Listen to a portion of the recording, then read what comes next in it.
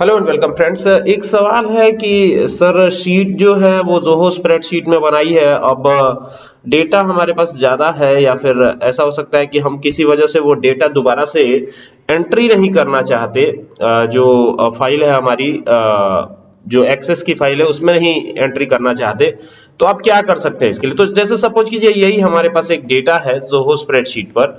तो यहाँ पर हम जो ये डेटा है इसको लेके जाना चाहते हैं माइक्रोसॉफ्ट एक्सेस पर। तो सबसे पहले तो इसको आप डाउनलोड कर लीजिए, यहाँ से जाइए और यहाँ पे डाउनलोड एज दिया हुआ है तो इसको एक्सेल वर्कबुक या किसी भी फॉर्मेट में, वैसे सीएसवी भी चलेगा लेकिन एक्सेल वर्कबुक हम कर लेते हैं।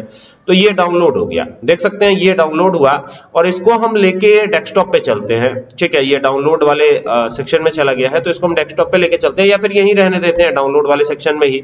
और अब आपको माइक्रोसॉफ्ट एक्सेस को ओपन करना है। ठीक है, तो यहां से एक्सेस को ओपन कर लेते हैं तो ये एक्सेस ओपन हो जाएगा इस तरीके से। आप देख सकते हैं यहाँ पर ये एक्सेस ओपन भी हो रहा है। तो यहां से ये एक्सेस ओपन होगा और एक्सेस के ओपन होते ही हमको यहाँ से ब्लैंक पेज एक लेना है। ये ब्लैंक पेज हमने ले लिया, यहाँ से क्रिएट कर लिया, कोई भी डाटाबेस का नाम आप दे सकते हैं, है ना। और यहाँ से एक्सटर्नल डाटा पे चलेंगे। ठीक है, एक्सटर्नल डाटा पे जाने के बाद यहां से ये एक्सेल पे जाएंगे। यहां देखिए दिया हुआ है गेट सोर्स डाटा, अलग अलग चीजें दी गई हैं, है ना। तो यहां से गेट फ्रॉम फाइल, तो एक्सेल फाइल हमारी है तो यहां पे जाएंगे और यहां पर ना इसको ब्राउज कर लेंगे। ठीक है, ब्राउज करेंगे तो यहां पर डायरेक्टली हम आ भी जाते हैं। तो यहां से अब क्या करेंगे, यहां से जाएंगे दिस पीसी पर और दिस पीसी पर डाउनलोड वाली फाइल या जहां पर भी हमारी डाउनलोड वाली फाइल मौजूद है वहां से अब इसको हम डाउनलोड करेंगे। तो इस पे जाएंगे, डबल क्लिक करेंगे और डबल क्लिक करने के बाद अब ये कह रहा है कि append copy of this record. ठीक है, वैसे अगर आप डायरेक्टली यहाँ पे क्लिक करते हैं तो भी ये सारी चीजें जो है आने लगेंगी। किस में आएंगी? ये माइक्रोसॉफ्ट एक्सेस के अंदर ऑटोमेटिक आ जाएंगी।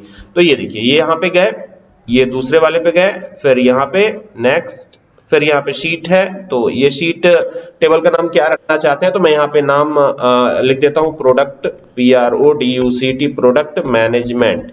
तो ये कर दिया प्रोडक्ट मैनेजमेंट, तो ये हमने नाम दे दिया। ठीक है, और यहाँ से इसको ये आप देख सकते हैं लिखा हुआ है फिनिश इंपोर्टिंग फाइल। ये इस तरीके से प्रोडक्ट मैनेजमेंट कह रहा है कि do you want to save this. तो सेव अगर आप करना चाहें तो सेव कर सकते हैं, है ना।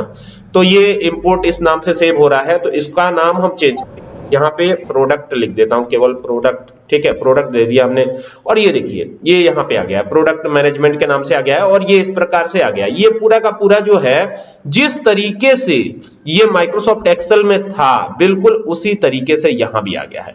लेकिन अब इसमें बहुत सारी प्रॉब्लम्स हैं। देखिए यहाँ पर आप आते हैं तो आप देखेंगे कि यहाँ पर जो है ये स्टार आ गया है और ये रुपीस का सिंबल आ गया है, ये तमाम चीजें हैं। हालांकि ये आ तो गया है, ठीक है, और यहाँ टोटल प्राइस ऑलरेडी कैलकुलेटेड था तो ये भी आ गया है। ठीक है, तो ये तो तरीका रहा कि कैसे आप इसको लेके आना हो तो ये पूरा डिटेल लेके आ सकते हैं। ठीक है, ऐसा नहीं है कि एक्सेल से डेटा एक्सेस में नहीं आ सकता है, कहीं भी जा सकता है, कोई दिक्कत नहीं है।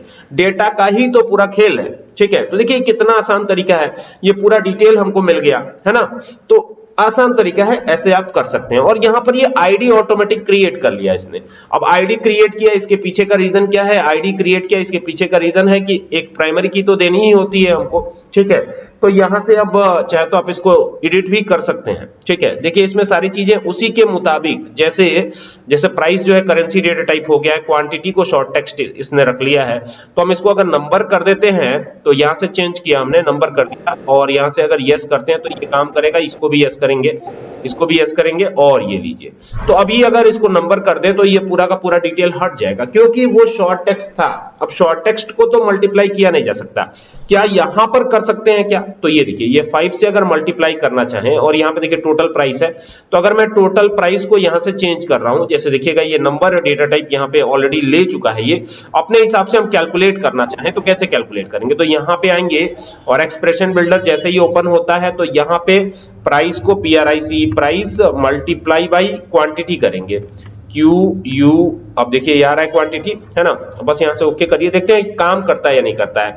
देखिए you can add a new field instead. ठीक है, तो यहां पर ये ओके करिएगा और यहां से ओके व्यू पे क्लिक करिएगा, यस कर दीजिएगा। तो अभी आप देखेंगे कि ये टोटल प्राइस तो कैलकुलेट हो ही रही है हमारी, यहाँ पे देखिए टोटल प्राइस कैलकुलेट हो रही है। अगर मैं यहाँ पे 5 दे देता हूं तो क्या ये कैलकुलेट करेगा? तो देखिए ये ज्यों का त्यों बना रह रहा है, इसमें थोड़ा सा आपको काम करना पड़ेगा, है ना। हालांकि इंपोर्ट कैसे होता है ये आपको पता चल गया होगा, ठीक है। तो नेक्स्ट वीडियो में मिलेंगे और इसके ऊपर डिटेल में बात करेंगे।